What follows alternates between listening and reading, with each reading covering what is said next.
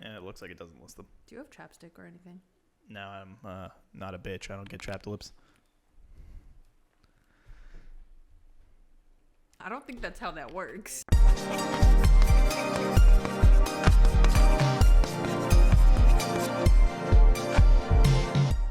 Hi, welcome to the Vaguely Anime Podcast. I am one of the hosts this afternoon, Michael, followed by Cultured Corner other host, Sage. Hi. And we are, at the very least, for a hot minute, talking Snyderverse, because you've started rewatching them for some reason.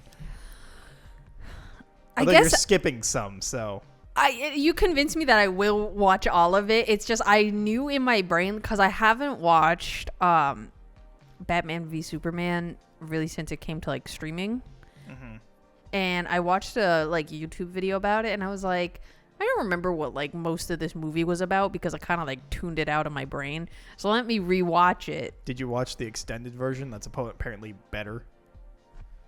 I don't think so. I watched whatever was available on Max, and I didn't see, like, a extended version available. It is technically better, but it is also, like, 3.5 hours. Oh, Jesus Christ. And not better enough to warrant that much time. Gotcha.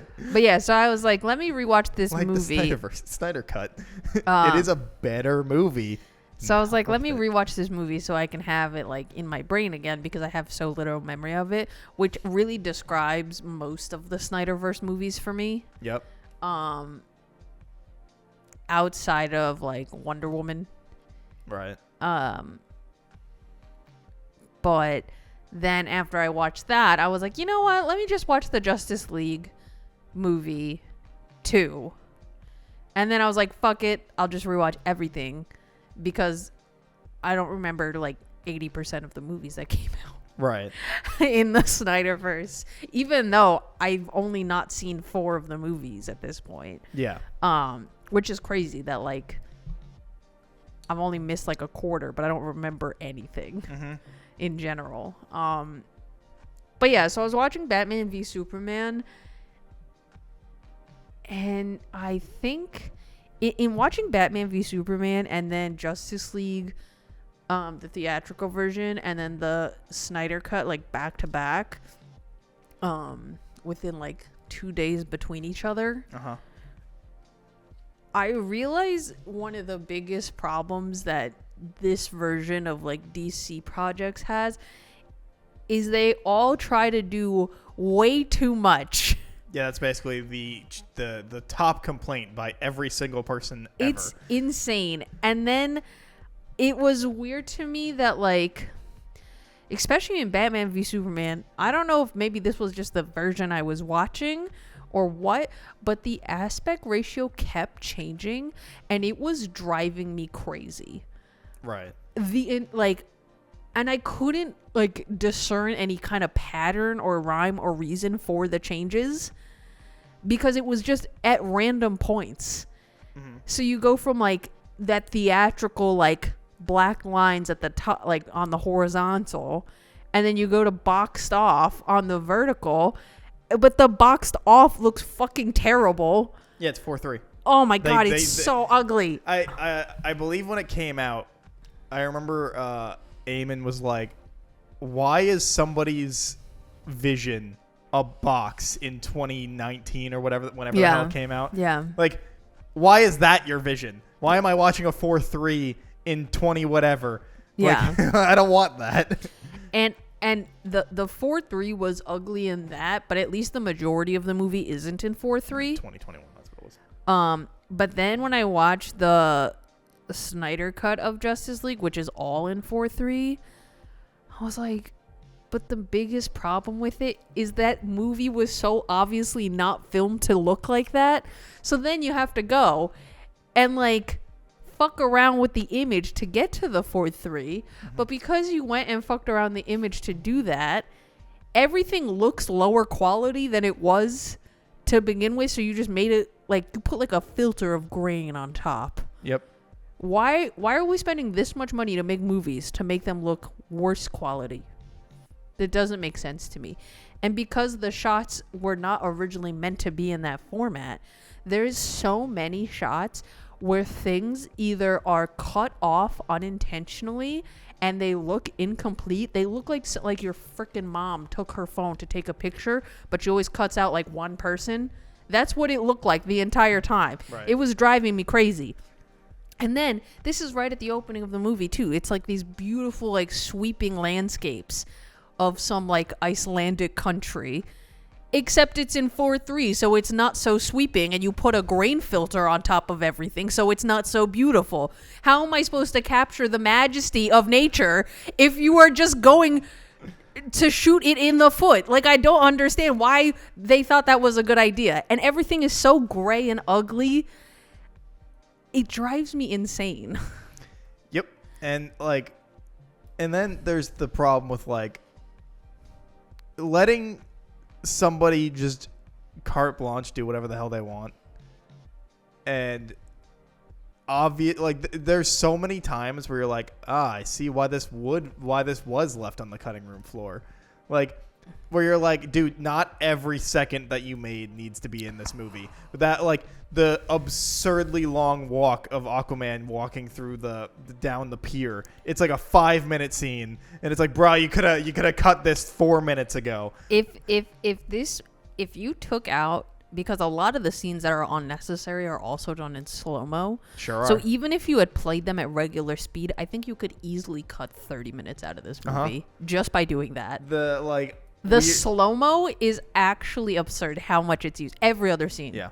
And then there's other things where, like, and I don't remember if I mentioned this on the podcast before or not, but, like, there's other things where, like, in the Whedon cut, there's the scene when the Amazons are like, we should light the warning signal. Mm-hmm. And they're like, man won't know what it means. And then Hippolyta's like, but she will. Yeah.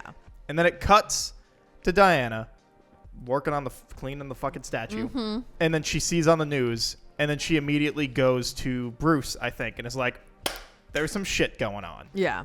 I believe is pretty much how that goes. Yeah. But in the Snyder cut, it's she'll know what it means. And then she's cleaning the fucking statue, and then she sees it, and she's like, huh. Then has to go to Greece, go to the temple, find a secret thing in the temple, go down into that thing, decipher what's in that temple, find like a scroll, I think, and then she's like, that's what that means. Then goes and talks to Bruce, and you're like, see, there's a great thing called they get it. Like, she'll know what it means. She sees it. She goes to Bruce because she knows what it means. She'll know what it means. Anyway, I have to figure out what this means. You just told me she should know. Yeah. So, like, why am I watching her figure this out? You just said she knew. Now this scene is contradicting that and pointless. I think also one of the biggest problems with these movies is because every single movie there's like production struggles. The continuity is so all over the place between every single movie. It's like hard to follow whatever internal rules that they are using. Like, at least Marvel, I think for the most part, their continuity is pretty tight. Right. So it's really easy to follow along. Even if you haven't seen a character in, let's say, like a few years, you're still like, their continuity still exists and they acknowledge it. Right. So you pick it up right away, right? Here, because every single movie, they change everything every single time, it's so hard to know, like, what's real. Yeah. Like, what rules apply within this movie that are consistent with the other movies. Mm-hmm. I think the like lack of like unity amongst them, it really hurts these movies.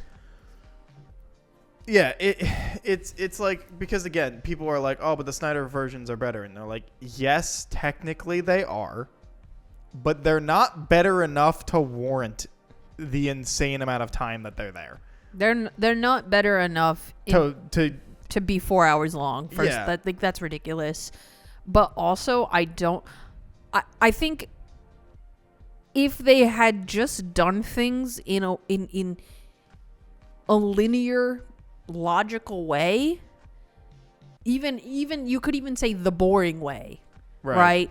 Of just, your standalone movies and then the team up movie, right? But instead, they decided to do Man of Steel. Mm-hmm. And then what was first, Wonder Woman or Batman v Superman? Batman v Superman. Batman, then Wonder Woman, right? And then Justice League. Right. So you have Man of Steel, which is like a solo Superman movie. Fine. But then you have Batman v Superman, where you're introducing Batman, which, okay, I can kind of let that one pass. It's Batman. Like, everyone and their mother knows Batman and, like, the general and yet premise. you still get a backstory. Not only do you still get the backstory, but I don't know how you can misrepresent and fuck up Batman and Superman and their, like, core moral ideals. Yep. The two, like, pillars of DC. Everyone knows Superman is a god amongst men, but it's his humanity and his care for humans that makes him a human. Yeah. And Batman, at the loss of his parents and that random act of violence, becomes the Batman, and he doesn't like guns or killing, but he also believes in justice. Like, people always say Superman is the personification of hope, but Batman, when written right, is also the personification of hope. Right. And as at times, Superman has, like, acknowledged that Batman / Bruce has more hope than Superman does. Yeah. Because he is still hopeful while fighting in the fucking mud of Gotham City every day, every night, thinking it can still be saved. Yeah. Like, and here you, to be fair, that warehouse scene is pretty cool.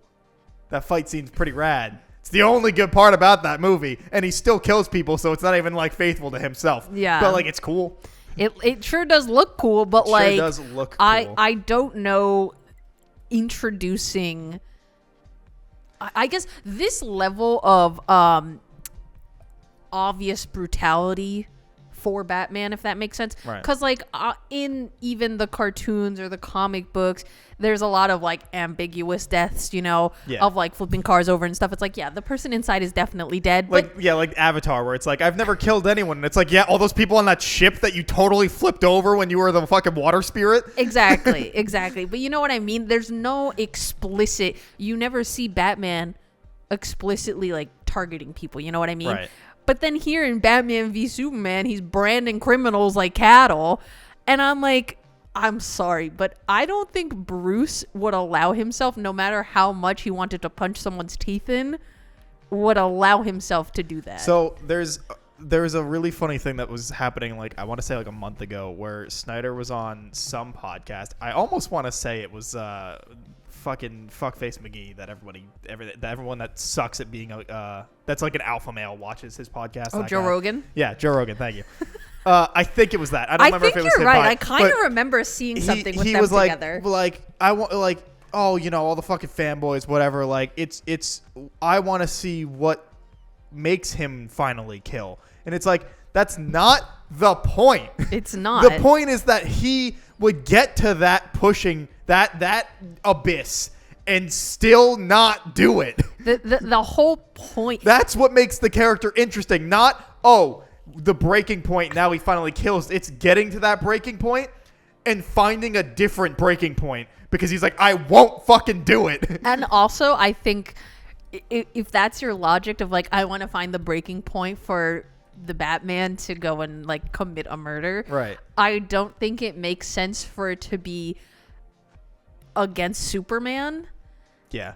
Because but Lex Luthor was pitting them against each other. I will say, the worst fucking Lex Luthor on the goddamn planet.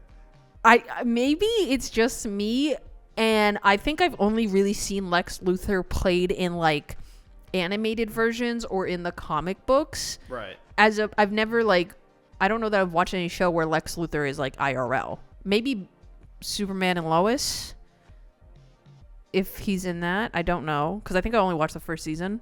That show's also really good.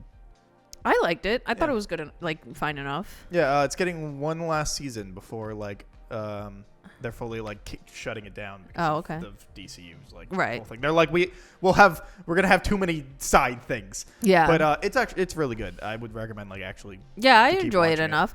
And I know he's not in the Titans live action show, which is horrible. Yeah. You never watched the Christopher Reeves Superman movies? If I It's did, not a very good representation of Lex either. If but I did, I would have been a little kid. You know what I mean? Like, I've not watched them where I was old enough to, like, pick up on things, if that makes sense. Right. So I doubt it. And I never watched, like, Smallville or anything, if he was in Smallville. I think he was, but I've never watched Smallville either. But yeah, but because I've only seen Lex Luthor in either the animated, like, Justice League series or something like that, or in comic book form, I'm used to Lex Luthor being, one, not this young. This is a very young version of Lex Luthor, which is fine. Like, I think they could have done something interesting with him being so young, and I kind of understand a little bit of, like, he's a young man with all this wealth and power and influence, and he is also, like, very much wants what he wants when he wants it kind of a person. But then they give him this, like, hyperactive, very chatty Cathy kind of vibe, similar to what they do to Barry. You know how, like, Barry, he's just always talking, but that's just because for him everything is processed so fast, right? He can't help it. But they give that kind of characteristic also to Lex Luthor, which I don't see, in my opinion. I always envision Lex Luthor very composed, very put together. Yeah. Especially in the face of the public. Maybe with his enemies, he's willing to fly off the handle. But in terms of, like, public appearance, very, buttoned up. Man ran for president and won. Exactly. You know what I mean? So in the public eye, he's a very respectable person. But this version of Lex Luthor, I don't see why anyone would do him any favors. He just seems like he's a guy with a lot of money, but, like, a huge douche. Mm-hmm. And I really don't understand. It's weird because it's almost like whatever power of persuasion he thinks he has, the movie proves that he doesn't. Because he can't get the ball rolling on his Batman v Superman fight scene until he takes Superman's loved ones hostages, Martha. Like, oh my God. He's going to kill Martha. Like, why did you say that name? And then freaking Lois just shows up, which I don't know why Lois is so heavily involved in these movies. I'm sorry. I don't need that much of Lois, especially in Batman v Superman. I do if it's good. Lois Lane is an integral part. But she has to be interesting. But she doesn't do anything. She doesn't do anything because this Lois is a brick wall. Yes. Like, if anything, I prefer the Lois Lane in Superman and Lois in the TV show, because she's at least an active character that makes decisions. Yeah. And she's not just like, oh, Clark, you gotta go, see ya. Like, there's an actor. I felt like, and this is not really the actors, I think, because obviously they're both very good actors. But in this, like, version, there's, like, no spark between them. No. Like, every time you see Clark go to save Lois, it just feels like he's, like, every single time he's like, really? Again? Yeah. Like, I got shit to do. I can't. In that same vein of, like, making, like, Lois is, like, such a big part, there's, spoilers, I guess, for Superman and Lois. Do you care? No, I don't. There's, I believe it's season 3. Lois gets diagnosed with breast cancer. Mm-hmm. And it's, like, one of the fucking heaviest things on the planet. Which it's the same thing that happened. Like, they basically adapted, like, the Pa Kent story back in whenever the fuck that story happened. I don't actually remember. But, like, he dies of a heart attack. Right. And the whole point is that Superman couldn't have done anything to save him. Right. So, like, the cancer is the same thing. And it's just them going through, like, having to go get chemo and, like, all this shit. And it's just, like, one of those moments where it's like,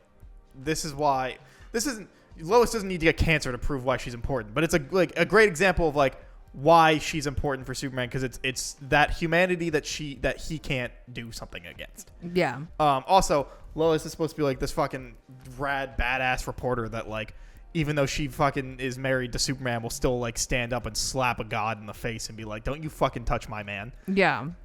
You don't see her doing any of that shit. Like, it's just really unfortunate. I think that like, a part of me can see the idea and the concept for what they wanted, right?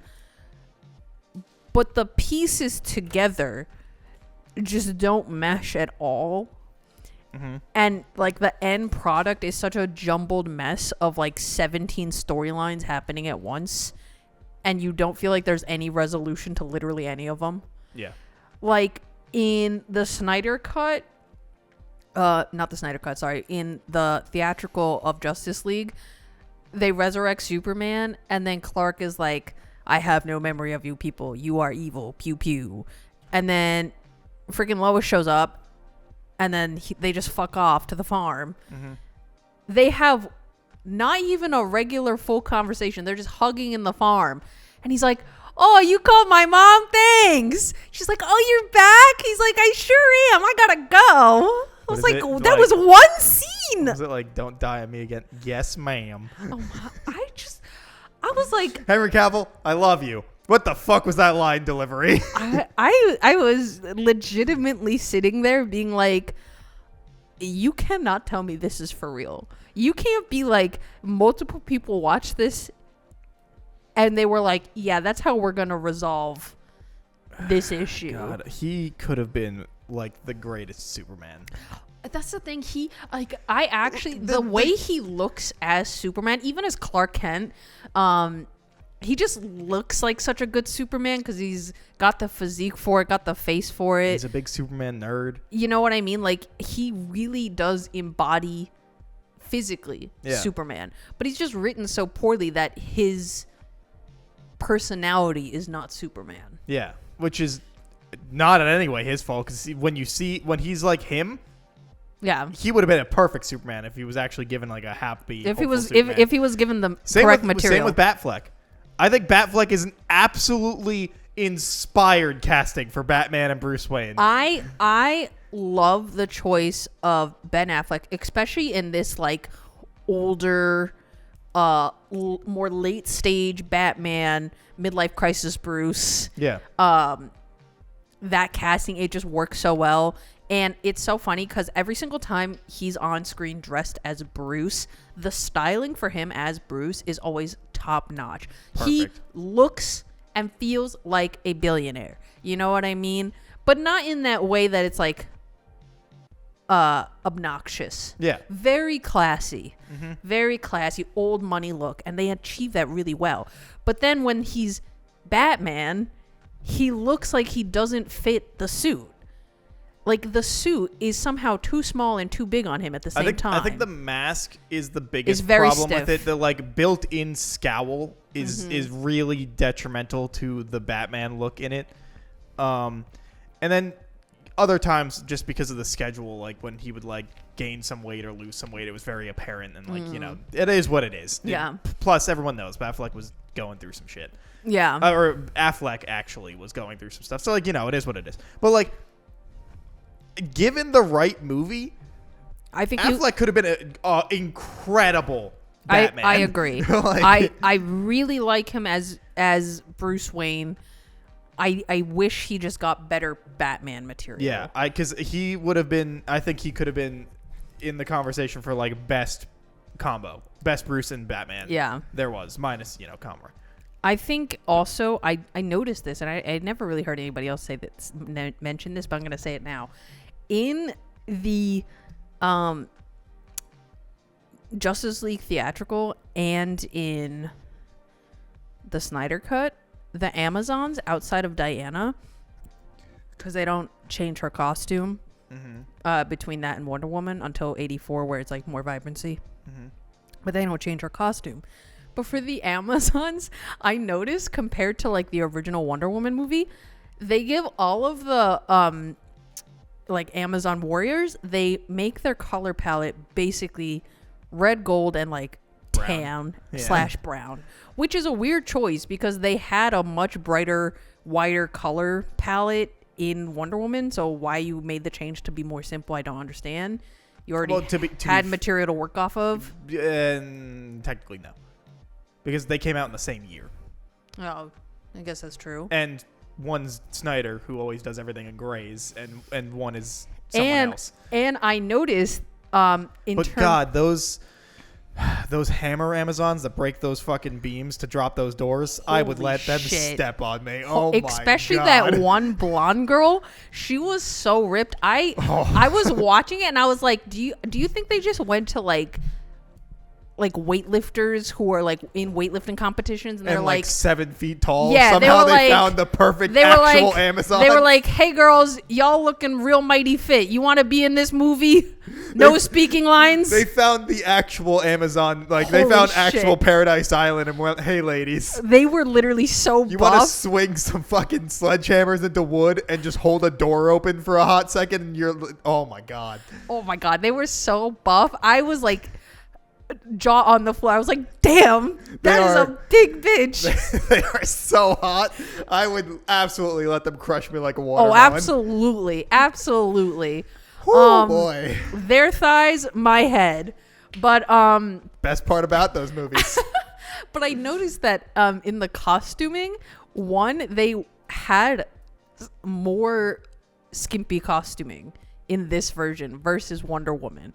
Like a Yeah. lot more crop tops, and I noticed the chest plates that they were wearing were way more like rounded, boobylicious chest plates, Right. which was really funny to me because they don't do that as much. Like they still have like a little bit because your boobs still got to go Yeah, somewhere. the difference arguably between like man and woman director.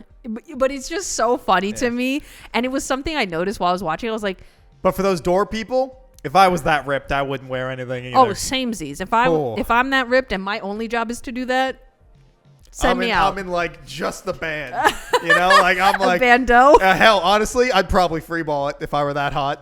I'm gonna be honest. Who's gonna tell me no? If I'm that ripped and that hot, you're not gonna tell me no. But also, I'm always like, I don't know if it's all just movie magic, but I'm like, where do they keep finding all these extremely tall, ripped, beautiful women? Like, why are these women not in my boy. life? One of them should be Wonder Woman next time. Honestly. Again, Wonder Woman needs to be suplexing people and big hair. It's 2 things. That's what you need. Suplexing. I need her to wrestle people and have big hair. And have big hair. And she needs to be ripped. Like that's kind of goes with the suplexing thing. But Yeah. Like Gal Gadot is not fit, but she's not jacked. Well, the thing is, I think she just has such a naturally small frame. Yeah. Because she's very tall, but she's very lean. Like Wonder Woman doesn't need to be a supermodel. She needs to be big. But I think it's just hard to find a woman I that's know. 6 feet tall I and know. ripped and can act. But that's what casting calls are for. I and know. also, yeah. Well, apparently you don't need the can act part because we Well, already got I was gonna say, Gal Gadot can't act for shit which is unfortunate because I don't think she's bad in the first Wonder Woman movie. because it works in her favor. It does. Because the first movie is all about her not Fish out of understanding the water. world. Yeah, so Yeah. it works.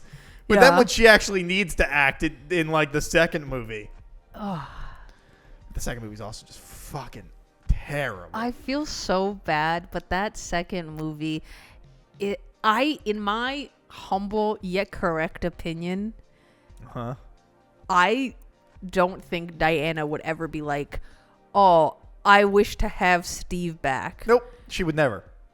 And also, then if it did happen, when it did happen, she would not be like, let me just fuck around and find out. I'm sorry, but she literally would never. she's actively because she's not seeing Steve.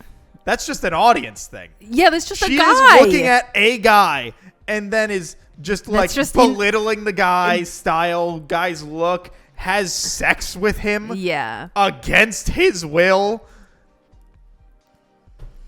And Oh, then, boy. And then the whole Kristen Wiig storyline. Like, you could have solved the problem. It would still been a bad movie, but you could have solved the weirdness of it of just actually making Steve like Steve resurrected just, yeah, or something. just a body. Like magic. Come on. Yeah, you didn't need to give it to somebody like his Yeah. consciousness into somebody's body. It should have just been him. Yeah. I Even if it's a agree. body created by magic. I agree. Like, it would have made it We saw way less weird. we saw that magic create an entire like wall to block off a city. I think it could conjure up a person. Like, because ostensibly, she rapes that guy. Yeah, which Diana would never do. And, like, you're just supposed to be okay with that? Like the craziness is the movie. I'm like, I remember when I was first watching it, I was like, but none of this would happen. She wouldn't do this. No. And Not she one bit. certainly would not allow it to get to this level of calamity. Like, she's not an idiot. Yep. Movie's bad. It's a Diana terrible is supposed movie. to have essentially like all like the world history's knowledge in her brain. Uh-huh. She wouldn't be so easily rused. Yeah. Ugh, it just was driving me crazy. But yeah, I think these movies are problematic, and they're not even like enjoyable to watch. Most of them. It's just a Chris slog. Pine is the only enjoyable part about that movie. Of Wonder Woman 2. Yeah. I agree. I was trying to remember why it's not at the bottom of my list, and I think it's literally just I because don't know. I I feel Chris like Pine. Pedro Pascal was like pretty hammy and funny, Yes. but I don't appreciate like But Maxwell Lord's writing. I was is gonna say just, I like Pedro Pascal's performance. I don't like the character. Yeah. I think that's how I should state that. Yeah. Because I do think he does a good job, especially with that, you know, driven high and that desire that's so deep, you know what I mean? And I think he does a good job in the performance. I do think the writing is bad. Yeah. I think Chris Pine's like, because where in Batman v Superman, I think all of it's bad. At least Chris Pine's fun Yeah. in 84, which makes it slightly better. Yeah. But like, oh god, it's just that 84 is one of the worst movies. It is so atrocious. Let's see, what else do we got here? Oh yeah, Suicide Squad. Suicide Squad, hate. Yeah, I'm pretty sure. I haven't watched The Suicide Squad since it first came out because I think I saw it in theaters. It was definitely way better. Yeah. Flash. Horrible. Ugh. Man of Steel. I don't like. I feel like The Flash was like an insult to my intelligence. At the very least, we got what's her name? Sasha Collins. Sasha. I I liked her Supergirl for the 5 seconds she's in the movie, but I like it. would also I liked her Supergirl as well, but I was like, hey, I would really like it if you were a character. I know Yeah. that's not your fault, but like, it's not much Good to ask costume for. design. Yeah, she looked good. I like the little like very short. I think Black she's the Bob. only one with a good costume design. Well, I mean, Michael Keaton's Batman is just his Batman. Yeah. I think arguably I would have been in the camp of they should have updated it a bit, like let him be able to turn his neck kind of thing. Because like I think after all the years, he probably would have updated his suit a little bit. Yeah. Like a little. He just done some tweakments. Yeah. And like I get that it's more just keeping in line with the iconic look, but like Yeah. you could have updated a little. But that's not against the movie. Yeah. His look is iconic. I get it.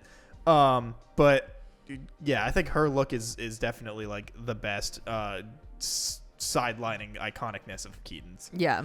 The Flash's suit is horrendous, and then the other Flash also horrendous design Well, because it's just like a cobbled together suit, but like, ugh. what I don't understand is the second Flash suit is cobbled together out of an old Batman suit. Sure is. But It looks so bad. isn't the whole thing with Flash's suit that it's like fireproof or friction resistant, Yeah, so but I it mean, doesn't catch on realistically, fire? Bruce is probably also. I mean, let's be I real know here. Bruce has a fireproof cape, but his outfit isn't, I don't think. Batman. He has everything. I guess. Don't you question Batman. How dare you? What are you, stupid? What are you, Zack Snyder? I hope not. But yeah, and also like the double Ezra Miller thing, which I Already think makes an insufferable movie with him in it. I think Or them in it, even more insufferable. one of the funniest things to me about having two Ezra Millers on screen is one of them is supposed to be 18 and the other one is supposed to be however old Ezra Miller is, which is I think maybe like 30, 32. Around there. They look the literal same. Yeah. And they're also 18-year-old equally Ezra insufferable. Miller does not look 18 at all. No. I'm like, you guys spent all this money to make this movie and you didn't think it would be smart to do just like a little airbrushing here and there? Well, based on how the CGI looked in the rest of the movie, Holy I don't think. shit. I actually thought I was going crazy when I was watching. I was like, is it me? Can I not see that good? What, you don't think the baby with the microwave bit God. is like one of the Everything- greatest looking scenes on the planet? Horrible. Everything horrible. And then when it's the two Ezras on screen, there were times, especially in like their flash suits, it looked so comically bad. I was like, I think I'm being pranked. This has to be like a fake version of the movie because there's no way they were like approved. Yep. It's really bad.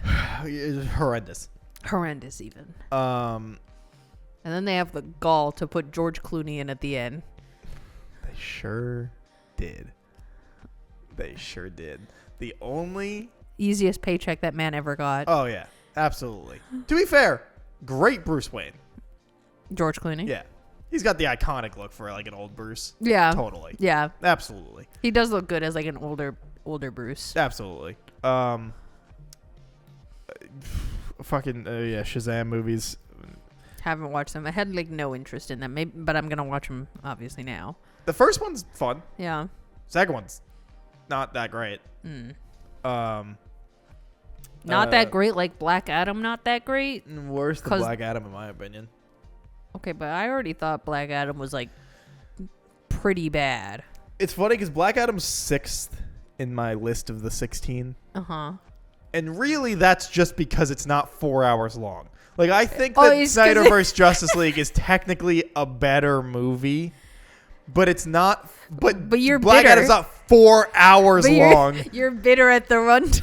So, like, at least it's like, because I think the JSA in that movie is actually great. Yeah. I think the casting is perfect. I think they're all really fun in the movie. I think they're all written very well and interesting. So, like, it has things I like in it. And then there's Black Adam. But, like, the JSA part and then the fact that it's not 4 hours long, like, tips it over in the Snyderverse movie for me. But like that's really the only deciding factor. Like Pierce Brosnan as oh no, I am forgetting his name, but Dr. Fate. I'm forgetting the persona. Not the persona. The guy's actual name, whatever, it doesn't matter. Okay, I'm picking up what you're putting Dr. down. Fate, inspired casting choice. He looks fantastic for that role. Atom Smasher is fucking great. Like, it's just, Hawkman, he looks awesome. Like, I just want a movie with the JSA. That JSA was incredible. Oh yeah, I have a question. Uh-huh. How come in this version of DC, Kent Nelson. this version of DC productions, that they never went back to Green Lantern? Green Lantern's not a part of the... He's part of the Justice League. Well, yeah, but he's not part of the Snyderverse. I know. Oh, I'm like saying, why why did they not do it? Were they just too scared? Oh, God, who fucking knows? Because you don't have There to was do... no plan. You Let's don't be have real. to do Hal Jordan again. Yeah, I mean, if you're going to do somebody, it should be anybody but Hal Jordan, because Hal Jordan's the most fucking boring one of all of them. It should be Jon Stewart. It should be Kyle. It should be Kyle Rayner. It shouldn't be Guy Gardner. I fucking hate Guy Gardner. But it should be Jon Stewart or Kyle Rayner, or Joe. I don't remember what her last name is, or Jessica Cruz and Simon Baz. There are better options. Yeah. Hal Jordan is a boring milquetoast white man, and Guy Gardner I just hate. And I get people like Guy Gardner. I think Eamon specifically, Guy Gardner is his favorite Green Lantern because everybody hates him. That's and so funny. Like, Eamon hates the Green Lanterns, but he always will tell anybody that Guy Gardner's his favorite because it makes people mad. Jon Stewart has always been my favorite, and I think I'm just biased because Cartoon. in the Justice League, his storyline with Hawkgirl was just so good. He was pulling baddies, dude. Their romance was just too good, okay? He was pulling baddies. He got Hawkgirl, he got Shiera, and then he got fucking Vixen. He was pulling baddies. This man was just ringing them in, all right? Yeah, man. He had game. He had game. He had fucking game. And Shire Hall, oh my god. I mean, Vixen also super hot, but I've had a crush on Shire Hall for like ever. Oof, she's hot. But yeah, he's always been my favorite, and I feel like we've never seen him since. Nope, sure haven't. Oh god.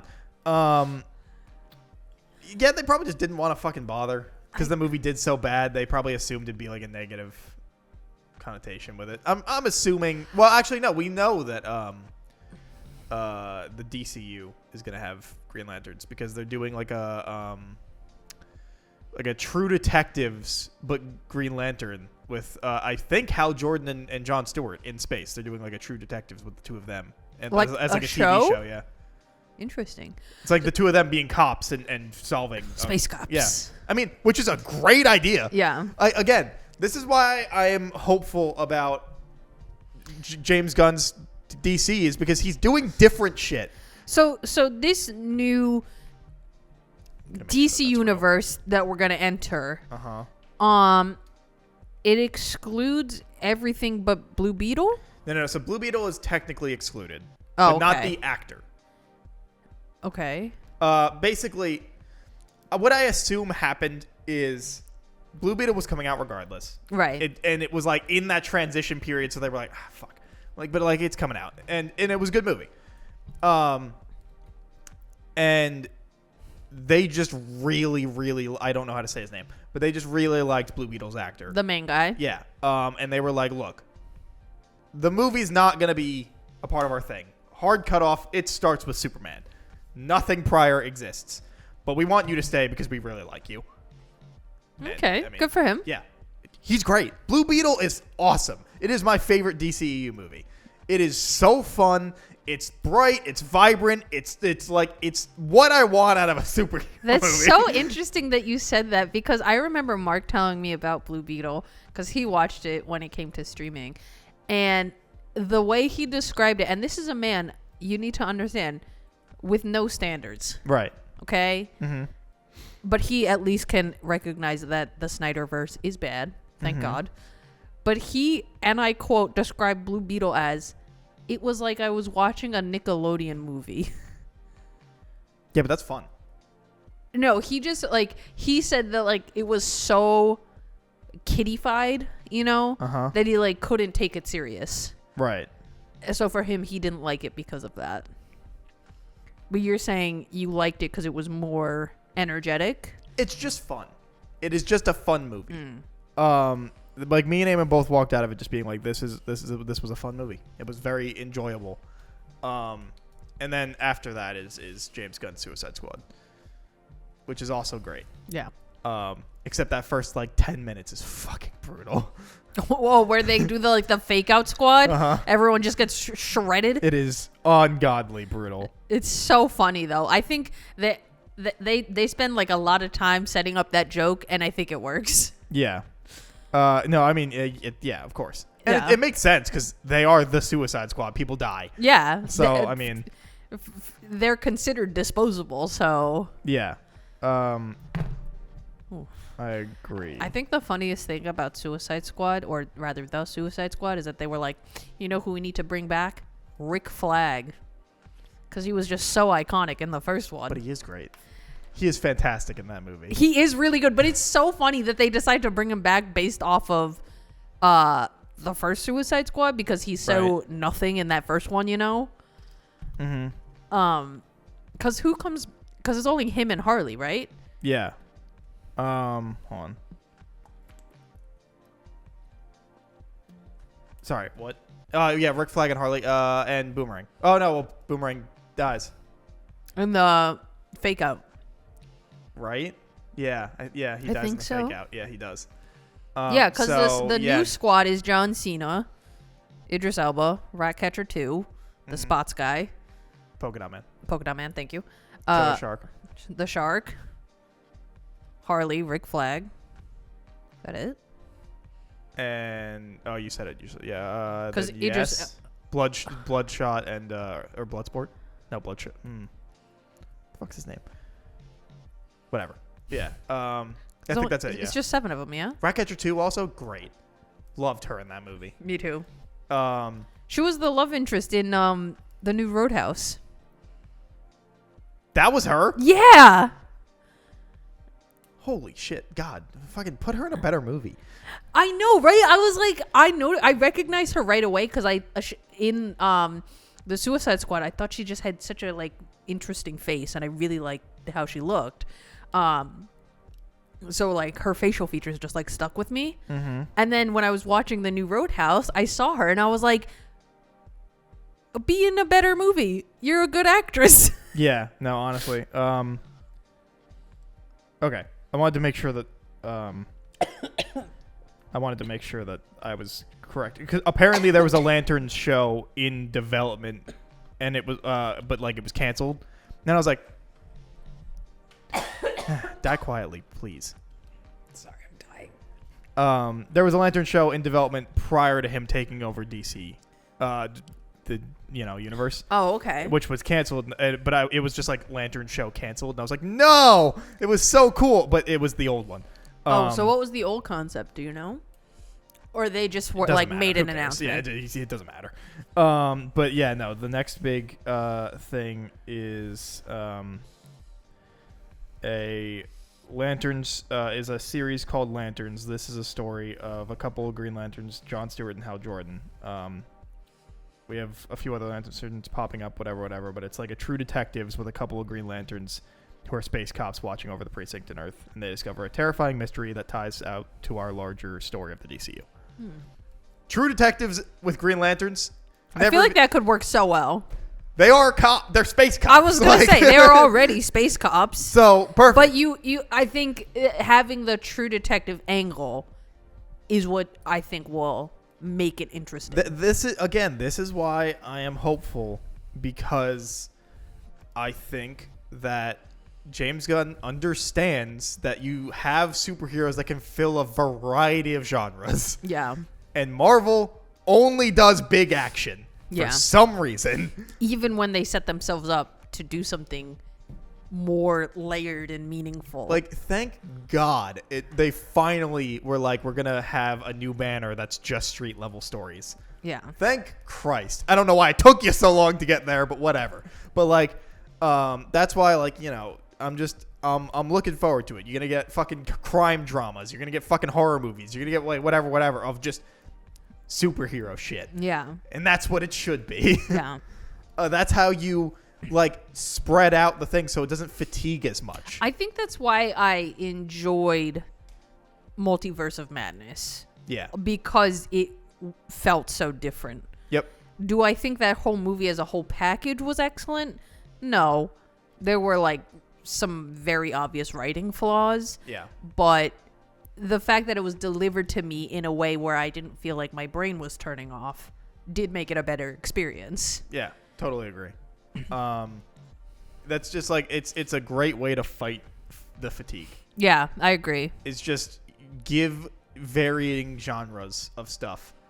At some point, I guess a little ways in the future, because I gotta watch the 70s Superman movies now, and then I guess then Planet of the Apes, and then I was gonna do Back to the Future because I've never seen any of them. Oh, me neither. But I want to go through all of the X-Men movies. Fun. Suffer through some of them. Last Stand. I like Last Stand. I love Last Stand. Like, Last Stand, I acknowledge is a bad movie, but I love Last Stand. See? It's the same thing, and less people agree with me on this one, because I've met people that agree with me on three. It's one of my guilty pleasures. One of my guilty pleasures is also Origins Wolverine. I can't agree with that. Yeah, I know. Most people don't. Terrible movie. Absolute garbage movie. Love it to death. That movie is so terrible, but God, I don't know what it is. The shitty writing. Enters my brain daily of the wife telling him the story about like the moon god and whatever, and then he's like, "Damn, Cuckoo Chew got screwed." It like enters my brain all the time. The movie is terrible. Love it. It does have one of the coolest opening sequences though. Yeah. All him going through all the wars. Oh yeah. That shit's rad as fuck. Yeah. But yeah, I'm gonna go through all that, which also means because I've never watched New Mutants. Oh, me Only neither. heard terrible things. Was that a show or a movie? It was a movie. Oh, okay. But I only heard terrible things. Just never got around to watching it. Maybe I'll watch it because I never saw it, and it's the only X-Men movie that I haven't watched. Because I've watched every other one. I think same. Yeah. Because I have to fucking suffer through Dark Phoenix again. Yay. Dark Phoenix, the worst X-Men movie. The worst. What do you think is worse than Dark Phoenix? That's probably true. Dark Phoenix is the worst. Yeah, that's probably true. There is not a single good thing about that movie. Like, even if you fucking Sophie despise... Turner looks really pretty. Yeah, but she can't act.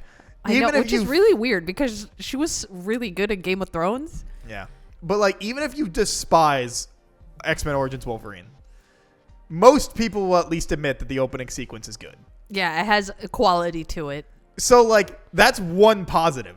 I can't name a single positive about Dark Phoenix. I will say the one thing I do like in Dark Phoenix, here we go. The one thing, because I just think it's cool and it's a cool showcase of powers, when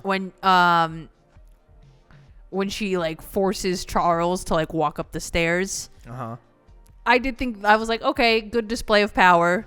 Except for the fact that like looks cool. James McAvoy phoning that performance in. I believe Michael Fassbender also phones in his performance, and they both, I love them to death.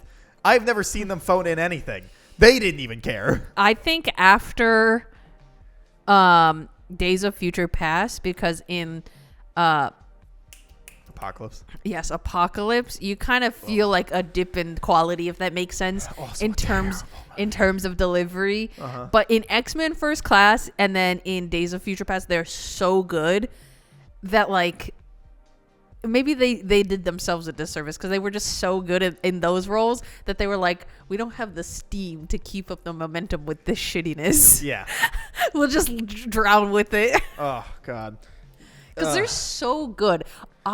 They are like the standout things of those first two movies. First Class is my favorite X-Men movie, followed by X2. Logan's my favorite. But I'm going to tell you why this is my favorite. Yeah, because I always really liked the relationship between Charles and Eric. And I always found it so interesting. Even in like the OG trilogy. And you can always sense this like, especially in the first movie, because they're not like, oh, we got to team up, you know? But you can always sense this thing of like this long, deep history between the two of them. And they feel so much like respect for each other, but they just know they can never fundamentally agree. Yeah. So to take that and then transfer it into like a more realized version of their relationship from when they were young men. And they do it so well. Yeah. Oh, love it. Yeah. Love it. So I'm looking at my ranking of the X-Men movies, and I feel like these would probably all change when I actually rewatch them. Yeah, but my current ranking of these movies, and I haven't seen some of these movies in a while, so I mean that might change, but is best to worst in my opinion when I made this back in whenever the fuck 4 years ago.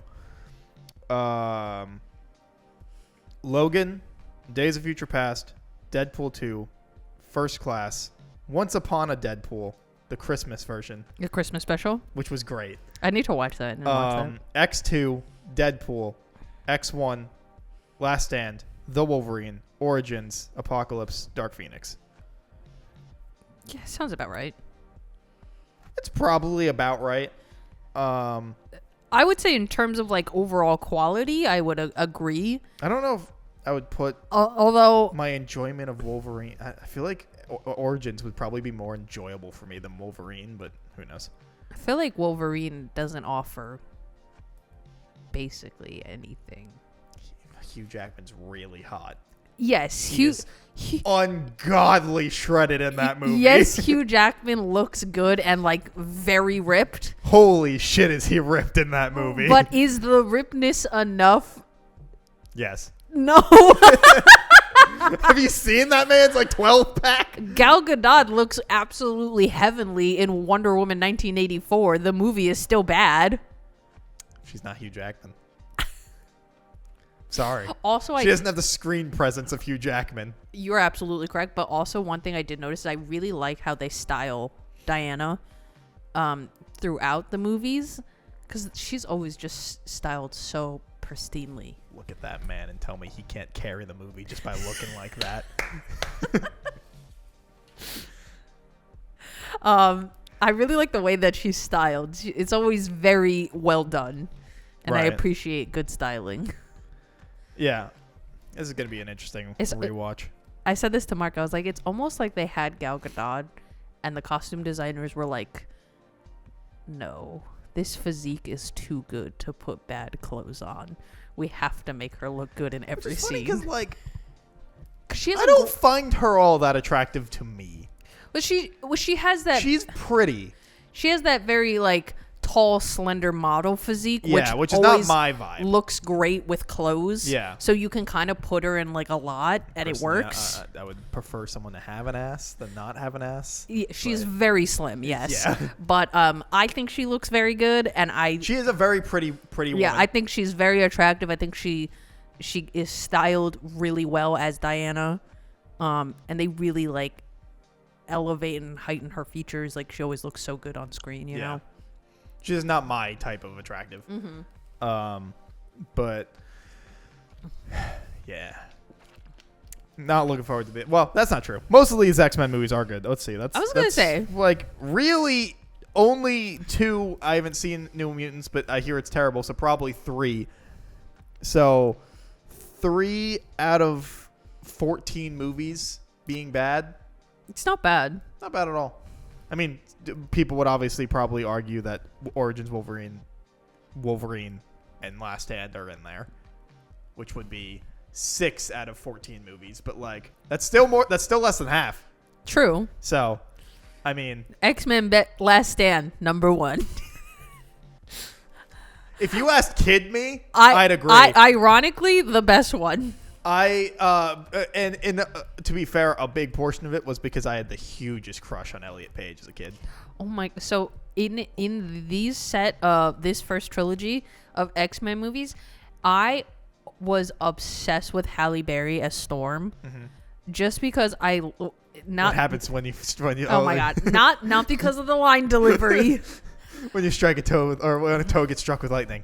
The same thing happens to everything else. But I just thought she looked so cute, and I love the white hair. I kind of wish they kept like the long white hair with the little micro bang longer, because I think they only have that in the. That short hair is kind of fire though. It does look good, but I feel like I just loved that micro bang. It looked really good on her. Although those movies did irreversible damage to Scott Summers and people's opinion of Cyclops.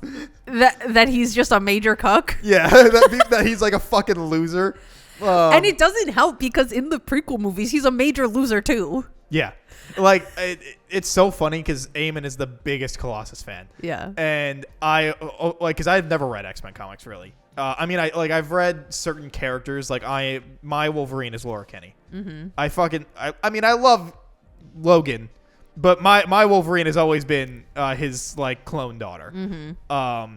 I think X-23 is so fucking cool, and her all-new Wolverine run is one of the greatest like Marvel comics I've ever read.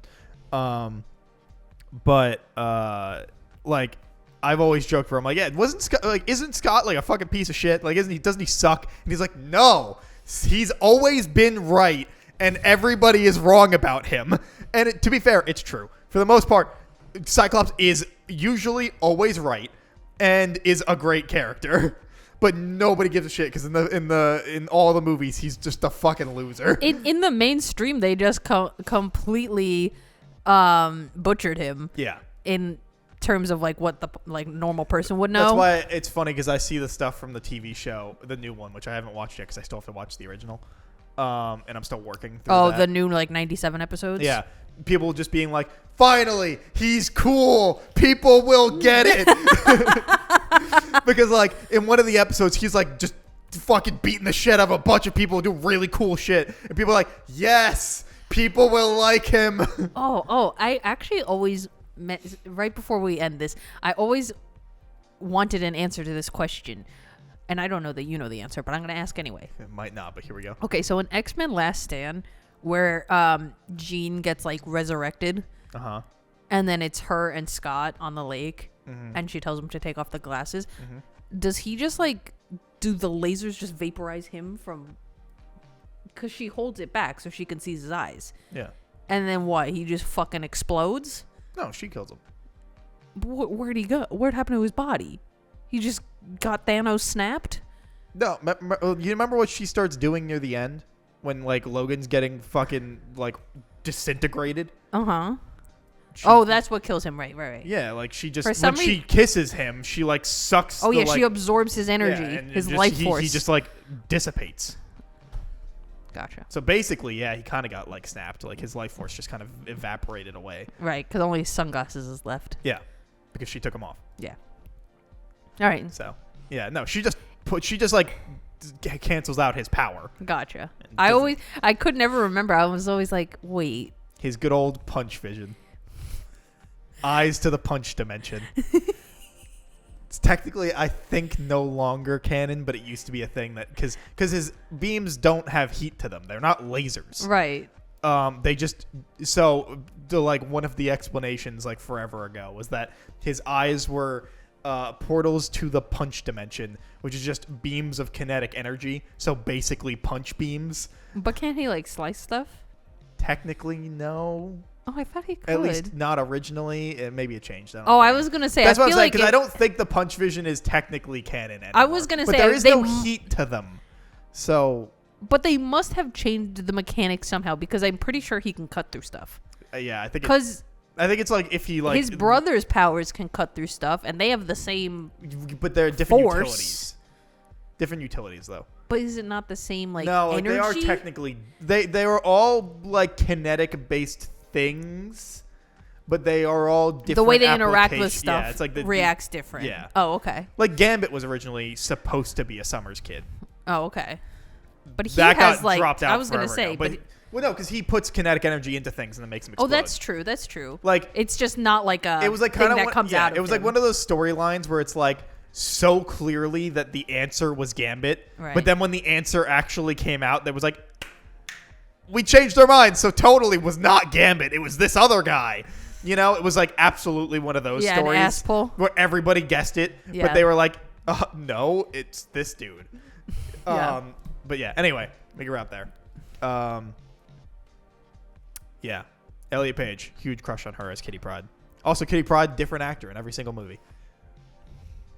But Kitty only gets focused in the last one, right? That's what I thought. But she shows up in each movie. True, as like a background character. Yeah. In X2, she just disappears through her bed before she gets shot. And she's like a little kid, right? Yeah. And I noticed that. What I think she shows up in X1. I just don't remember as what. If she does, it must just be like a. I think it's another background almost, in the fucking school thing. But yeah, huge crush. Love the only reason I ever liked Kitty Pryde. Anyway, thanks for watching this week's episode of the Vaguely Anime Podcast. You have 2 weeks, I believe, however many we are away from 5. I know that. The 5 in the last number. To watch the first season of Konosuba. That's our anime club. I believe 2 weeks.